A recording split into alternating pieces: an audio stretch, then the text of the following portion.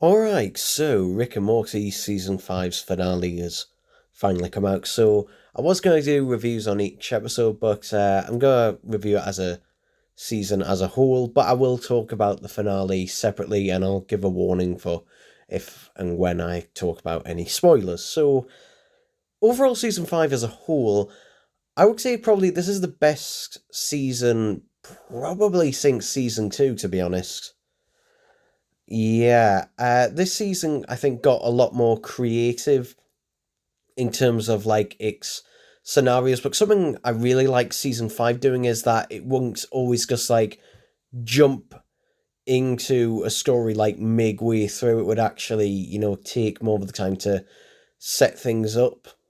And I do like the fact that this time just it wasn't just like, oh, random thing of the week. Season four felt like that was the season that is going to go in syndication the most out of any of them, just because pretty much every single episode, apart from the finale of season four, you could literally just air, completely out of order and it won't matter.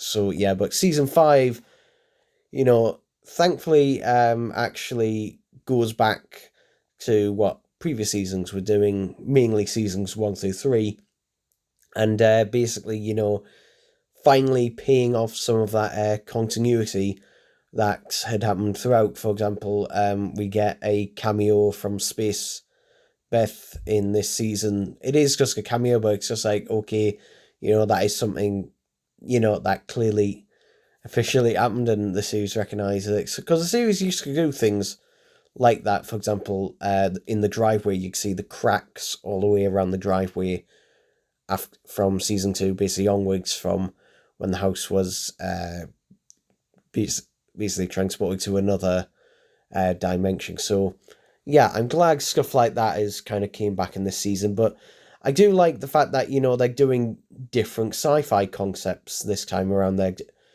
And I will say the stories are also a lot deeper and also a lot more personal. And they also deep dive a lot more into something that I felt was a bit lacking in season four, and that's because season three basically spent a lot of its time basically showing how Rick was basically, very abusive, and by the end of the season, it's just like, okay, he's kind of fucked up with everyone. And then season four kind of ignored that for the most part, but season five goes right back into that. I will say, Beth, Jerry, and for the most part, Summer are kind of just completely ignored quite a fair bit this season. Mainly Beth and Jerry. Summer does get a few spotlights episodes in this season, but yeah, and I do like they finally address some of like the internet memes, for example. The will they, won't they with Jessica in the first episode of the season. Spoiler alert, but yeah, they finally do establish, yeah, no, it's not happening. They finally try it. They finally go on a date, and at the end of the episode, they just come on, yeah, not happening. So finally, that kind of thing can just be put to bed. It's not what I think, because they were probably getting a bit sick of loads of people just going, oh, will they, won't they, will they, won't they? It's like, no, they won't. It's gone. It's over. Great. So, yeah, and then obviously we have, and I'm going to talk about the last the last was it three episodes of the season, which I'm going to put spoiler warnings on here now, but yeah, so episodes 8, 9, and 10 are kind of a three-parter, sort of, not really, but because I know the two-episode finale, but I would say episode 8 is kind of part of that. It's kind of like a prequel to it, a teaser to it. But episode 8, we finally get the return of Bird Person, and Bird Person properly this time around. So obviously, at the end of season 4, it was revealed that yes, Rick did save the remains of Phoenix Person. aka Bird Person, and has basically been trying to, bring him back to life and also get rid of his conditioning. And that episode 8, it was my favorite episode of the season that far until the actual finale came around. Who knows? Maybe in years to come that'll be. Who knows? Maybe that'll change in later rewatches. But this episode, was the first one that actually gave us a look at Bird Person and Rick's past together, which is something I think the series really needed. Because Bird Person just like until this point, we've only been vaguely curious, like, oh yeah, he's Rick's best friend, blah blah blah. But this episode just like showed us why and gave us a reason why, because it's all good seeing these things, but like to actually show you and get the audience to understand why that this is such a big thing. We do get to see a lot of Rick's past and the adventures and that they went on, the war that they fought in and everything. And yeah, and it does also show a bit of Rick's past. It's also the first time we ever see Rick as a child, like not as an actual child, him as an actual child living in a house with his parents, although we don't actually get to see his parents apart from a picture on the wall. And we also get basically a perspective from a younger version of our Rick, which is an interesting thing. It's an interesting thing to see, the same character but younger, having different points of view and just like looking at themselves now, and vice versa. So yeah, really enjoyable that. Now the finale. The finale is just like, oh, because to be honest, episode 9 kind of felt like that could have been a season off cliffhanger ending. Episode 9, because I had a feeling it's like that this season that they were going to do the whole thing of Rick and Morty decide to separate, and that would be like the cliffhanger to the season. And that happens in this season, but it's not the cliffhanger to the season, it's only the cliffhanger to episode 9. So yeah, throughout certain antics, basically Morty is, sick of Rick, and Rick is pissed off at Morty because, he messed with his portal gun. Literally, Rick replaces Morty with 2 crows, and they just go on adventures. And at the end of the episode, Rick realizes that he is, his and Morty's relationship, he is very abusive to Morty. So for Morty's own benefit, he decides, to part ways. And I thought that's how they would, end the season off. Obviously, I knew that there was obviously another episode because both these episodes came out on the same day. But yeah, I thought they would have leave that for a cliffhanger for the season. But no, they didn't. The only problem with this is that in the actual finale, this whole thing gets resolved incredibly quickly. Like, I thought the whole episode would be about them, trying to find a compromise, because I knew that they would obviously get back together because, it's Rick and Morty. So, you've got to restore somewhat of the status quo to this. But that is the only problem with the actual final episode, is that they're trying to cram so much into one episode, so much. And I really think that the finale should have had an extra episode at least, because although I do love this finale, I think it's definitely the best finale since season 2, ironically. But it just feels like they're trying to cram far too much in to this one episode, because about 5 minutes into the episode, basically Rick and Morty basically semi-reconcile, and they go to the Citadel.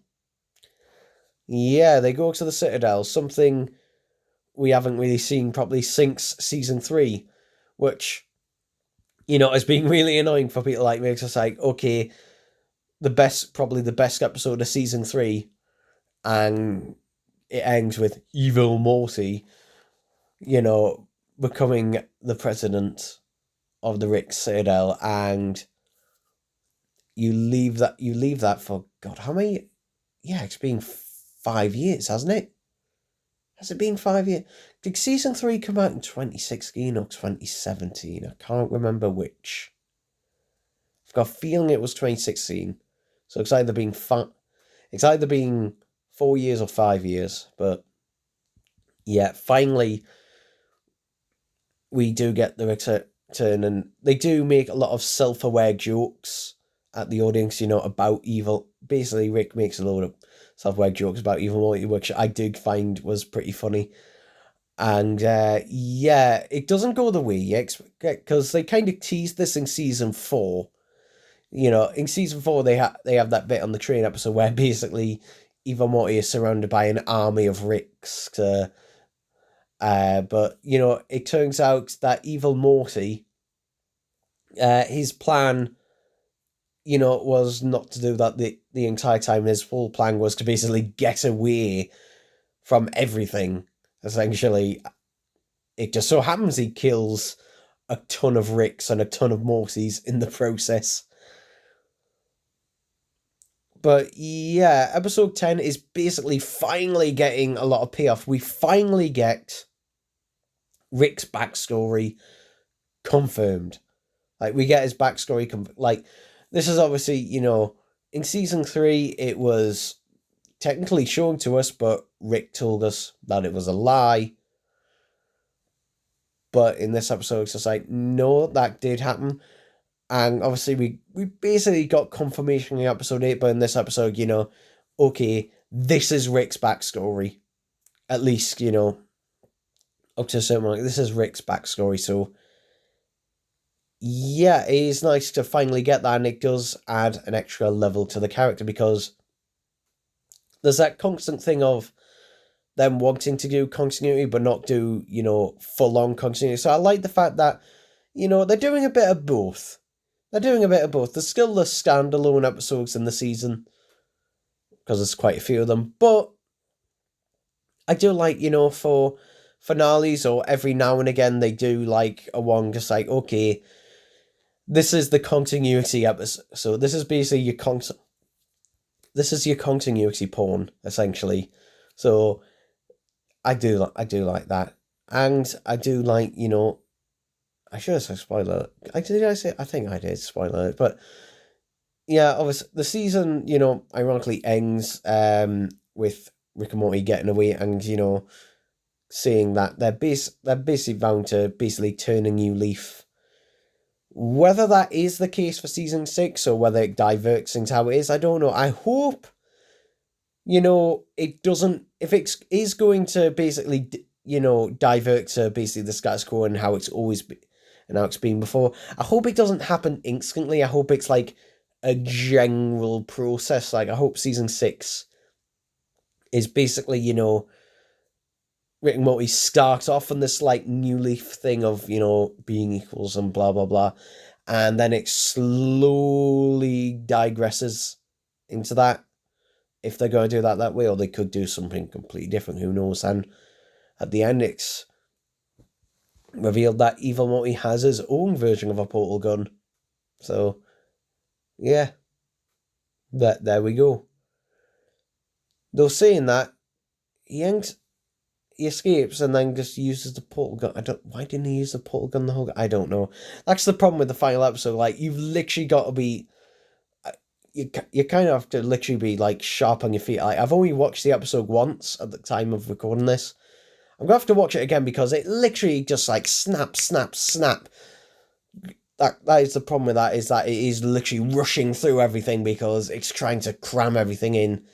The episode, and I think the problem is that, the first 5 minutes is taken up, by basically them having to basically complete the previous episode, essentially. And then we get an appearance from Mr. Poopy Butthole again, who is revealed to no longer be with his family, and he is depressed and kind of fucked up on his own. It's like, oh no. Which is just like, I probably feel the most sad about the Mr. Poopy Butthole bit at the very end.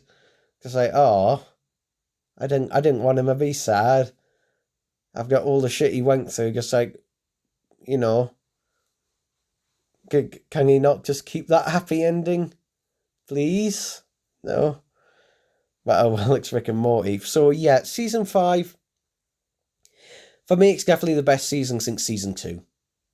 It's definitely the best season since season 2. I do find this one a lot more enjoyable. And I do like the fact that they kind of balance out the stories on just like what ones take place on Earth and what ones take place in, space and that. Just like they kind of mixed up a bit and had more grounded ones and then had more, wacky space adventure ones. Just like they kind of just like leveled it out. Like season 4 was mostly a lot of, mental like space adventures kind of thing, whereas season 5, I should say, sorry, kind of had some more grounded ones and more interesting introspective ones. So yeah, so that's my overall thoughts on season 5. So yeah, let me know what you think below, and there we go.